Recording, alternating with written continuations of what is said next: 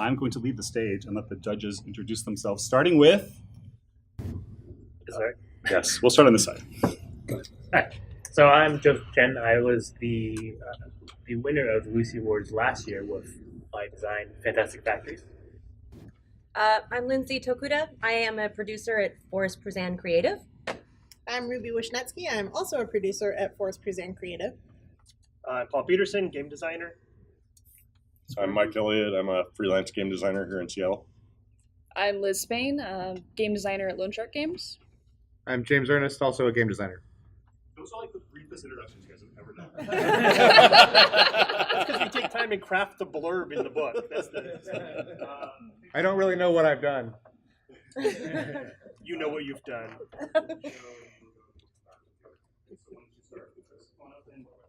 You're going to get the hot seat right in the middle. Oh, right in the middle. And then could you briefly introduce yourself and then give us the 30-second pitch for your game? Which one? Which one do you want to start with? We'll do one, then we'll get the other, and then you can come back. It's super awkward. You do Dragon Family first. Okay, we can do Dragon Family first.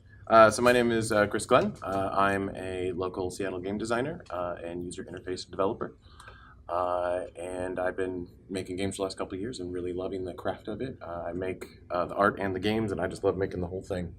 And I brought two games today. The first one I guess we're going to talk about is Dragon Family, which is a tile-laying game for 2 to 4 players, plays in about 30 minutes, where you are a dragon matriarch trying to spread your brood across the world, bringing dragons back to the world for some reason. Mechanically, you are laying tiles and creating a map together, and it's got this kind of relaxed feeling of, some lakes will be created here and some waters and some forests and mountains. And then as the game crunches on, you start noticing oh, I'm really trying to create this territory here, and they're trying to create this territory here, and you move in on each other, and so it gets a little more interesting. But I like the game because it works as something you can play with people of all ages. It's got enough strategy to hook people who are gamers, but it also works with very young people as well. Do you want to hear more? I'll ask. Sure. What is your least favorite part of the current design? So that's tricky. It's hard because one of my least favorite parts is also a part that I know is a favorite part of others. And there's this tension with these things, which is you don't really have control over the dragons you're going to get. There's different colors. There's red, green, and blue, and gold, and they have different foods that they like. And there's this mystery moment where you don't know what you're going to get. And frankly, you can't plan around it.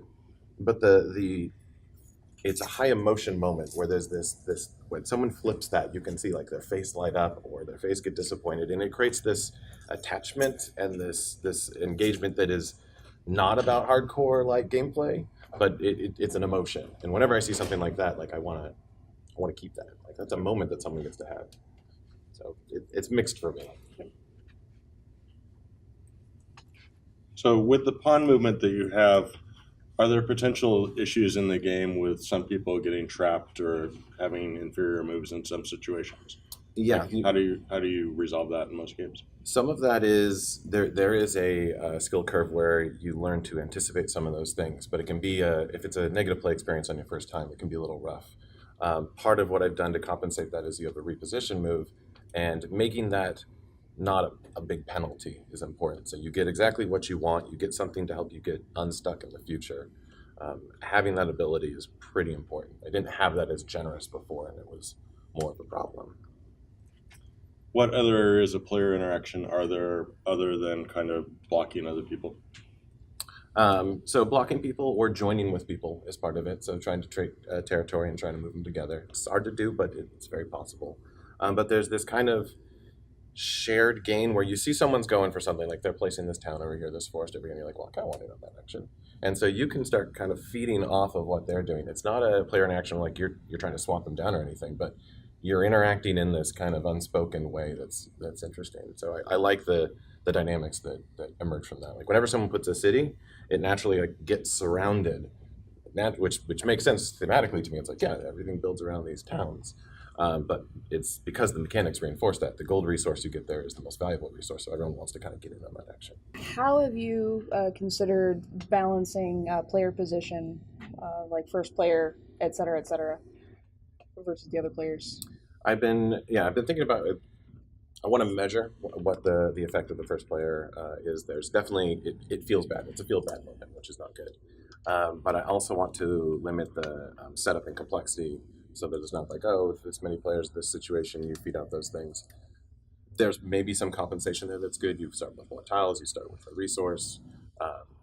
There might be something there, but I kind of want to make not the gut decision there, but like look at it and see like, is this actually accruing to that that the first player has a disadvantage.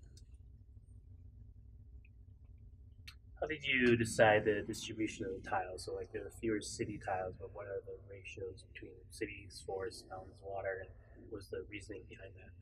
There's fewer cities than anything else, and the reasons for that are twofold. One, it produced the most valuable resource, so I want to feel a little special and not just flood the market with the wilds. And two, just like thematically, like I started this game by I made the tiles and then I just started playing with them. And when it felt good to just without a game behind it place tiles, I was like, okay, let's figure out how to do this. So one of the most rewarding parts is completing the shorelines.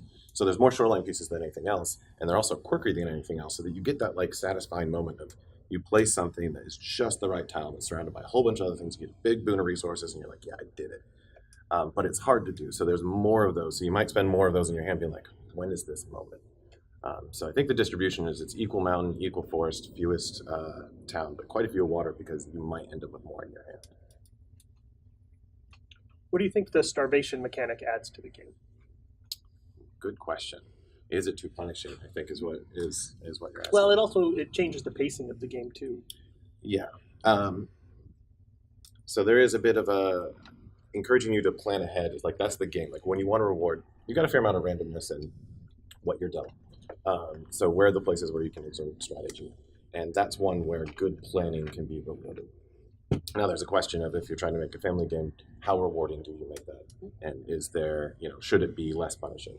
Maybe you don't. Instead of removing one, you just don't have one, and it's fine. And that's the balance I'm really trying to strike with this game. I'm used to designing things that are not aiming as young of an age. But once I saw this like gel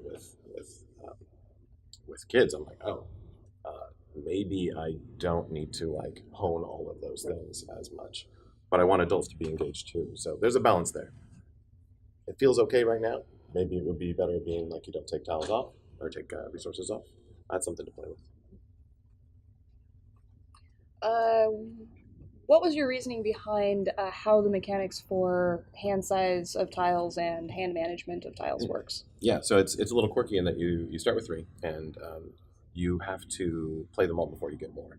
And the reason there is that one of my core objectives of the game is you create something interesting. You create something that feels organic. And if you're just gaming it where you get too much control there, it'll create game shapes instead of organic shapes, if that makes sense. And so forcing you to use tiles that you might not want to creates more interesting game states. But there needs to be some injection of some control over that. And that's where the reposition, the move action comes in, where you can grow your set. You can kind of take your time to set up a more intentional play if you want to, or you can just kind of play them out and see how it goes.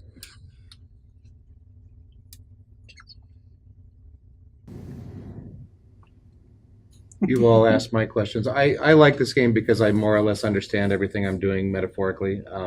I think a lot of these questions are valid in terms of game balance and sort of randomly separating players based on their draws instead of their choices. I know you're aiming young, but I do think there are many places where you could re-examine the random distribution of resources and sort of flatten it out. It's one of the issues I had with the game. I mean, still obviously very good. We brought it up to one of the top 3, but is that it is kind of hard.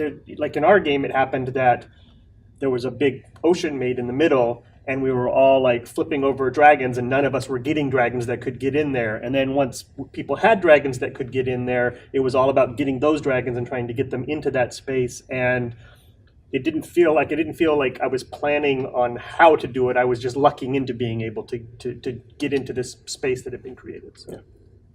So that brings up a point, Chris. Right now, the regions are restricted to just having one dragon in control, and it controls the entire region. Did you consider any versions where like the dragon had control, but another dragon could be placed like 2 or 3 away if it was in the same kingdom.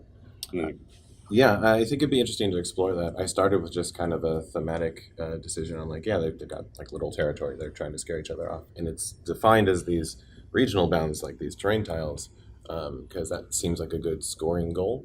But it could be distance based. You know, they can coexist as long as they're far enough, and that could create good game states where you're trying to make the forest, for example, a little wider just so you have space to slot something in there. So I haven't tried that, but I think it's an interesting idea. What's your maximum player count? It should go up to 5. It's been a while since I played at 5. Interesting. I can imagine at 5 there would be a lot more opportunities for a player to get locked out of an opportunity to play. Yeah, you could get separated on the middle, Yeah. and then it grows a little bit, and then you have to spend more repositionments. That's true. I talked with you when we played. Did you consider giving the reposition move 2 resources instead of 1?